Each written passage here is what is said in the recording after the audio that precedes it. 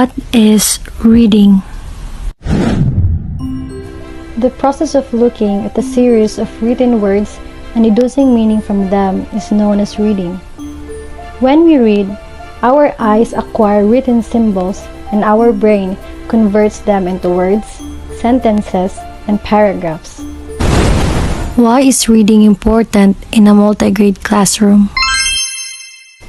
Reading is an intensive practice of building word meanings. It is essential because it aids student learning, and having the proper skills in reading is regarded as the cornerstone of literacy learning in the foundation phase. With this idea in mind, reading is indeed crucial since it is an active skill that requires inference, guessing, predicting, and so on. There are a variety of ways to teach reading to pupils at any level. It includes the following reading approaches. Number 1 is the guided reading approach. Guided reading is an instructional practice or approach where teachers support a small group of students to read a text independently. The purpose of guided reading is for children to problem solve and practice strategies using level-appropriate text. Second is the sight word approach. The sight word method is basic memorization. The goal is to recognize high-frequency words and say the word in less than a second. The student shouldn't have to analyze the word.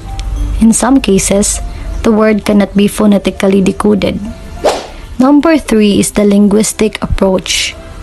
This method uses a whole word approach.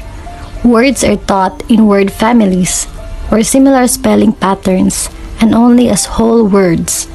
The student is not directly taught the relationship between letters and sounds but learns them through minimal word differences. The last one is the phonics approach. It is an approach to teaching reading and some aspects of writing by developing learners' phonemic awareness. This involves the skills of hearing, identifying, and using phonemes or sound patterns in English. These approaches are often used in the multi-grade classes to utilize the best teaching strategy that would best fit to the range and capabilities of pupils, especially in acquiring reading skills and comprehension. Remember that reading is the gateway skill that makes all other learning possible. Now let's move on to the brief history of reading approach. Reading approach or reading method was first devised for English learners in India and French or German learners in the United States of America who have not time to master the active or oral use of language.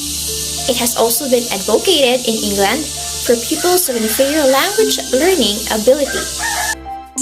Reading approach is like GTM or grammar translation method since it also stresses on reading skills.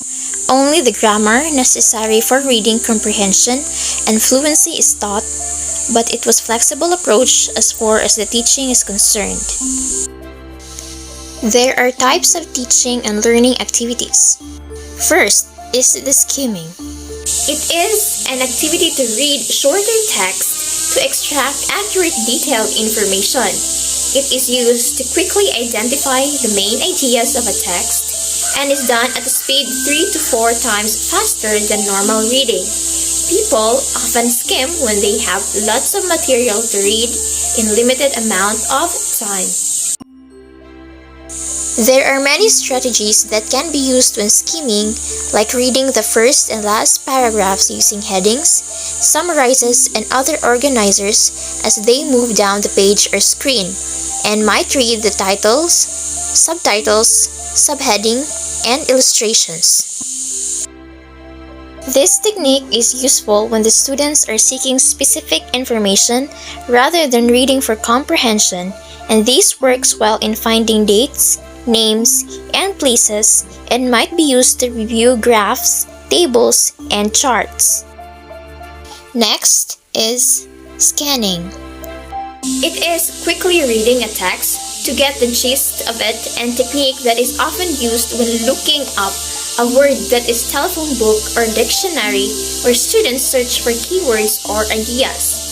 Scanning involves moving eyes quickly down the page seeking specific words and phrases. It is also used when the reader first finds a resource to determine whatever it will answer the questions. When scanning, the students look for the author's use of organizers such as numbers, letters, steps, or the words first, second, or next. They look for words that are bold-faced, italics, or in different font size, style, or color. Sometimes the author will put key ideas in the margin. Extensive and intensive reading. Extensive reading. It is reading longer text, usually for pleasure. Extensive reading is an approach to language learning, including foreign language learning, by means of a large amount of reading. The student's view and review of unknown words in specific context will allow them to infer the word's meaning, and thus learning unknown words. We can consider extensive reading as a private reading, in which at a pace suited to the individual's ability, taste, and mood. Extensive reading is the free reading of books and other written material. It is not too difficult nor too easy. It is sometimes called free voluntary reading. On the other hand is intensive reading. It pertains to quickly going through a text to find a particular piece of information. Intensive reading involves students reading in detail with specific learning aims and tasks. The intensive reading technique is reading for a high degree of comprehension and retention for over a long period of time. For example, the students read a short text and put events from it into chronological order. In the foundation phase, the cornerstone of literacy learning is the skill of reading. Though a complex skill to master, it completes parts of literacy teaching. Most learners do not have exposure to reading when they begin schooling, and this is where a great approach in reading and teaching consequently tries to insert in the context. And we can't deny the fact that teaching agency is crucial. The situational realities of teaching reading foundation phase of multi-grade classrooms are complex, the teacher being the central influencing factor in mediating teaching and learning. Moreover, teaching agency has been identified as crucial in making adaptive decisions, which were based in the intersection of formal knowledge,